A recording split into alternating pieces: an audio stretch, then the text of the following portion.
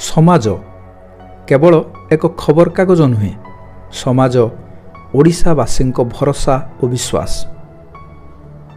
उत्कलमणि पंडित गोपबंधु दास प्रतिष्ठित यह अनुष्ठान गत 105 वर्ष धरी लोकंक आस्थाभाजन होई आसिछि। समाजर लाभांश को ओडिशावासी समर्पी देइछि। केवल गरीब असहाय दिन दुखी नुहंती, अग्निकांड बन्या बात्या भली समय लोकंक निकटरे पहुंची सहायतार हाथ बढ़ाई। गरीब मेधावी छात्र छात्री को जगाई छात्रवृत्ति। सही समाज खबरकागज को शीत दिने लोकंक निकटरे पहुंचाउथिबा वितरकंक पई शीत वस्त्र प्रदान करुछि।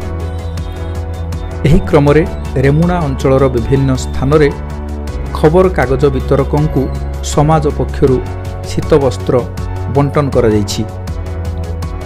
समाजर रेमुणा प्रतिनिधि सुरेश दास तत्वावधान रे आयोजित कार्यक्रम रे बालेश्वर मुख्य एजेंट धीरेन कुमार नायक, प्रसारण विभागर चिन्मय साहू, रेमुणार मुख्य वितरक गोविंद चंद्र पाढ़ी प्रमुख उपस्थित रही एही शीतवस्त्र बंटन करिसेंती।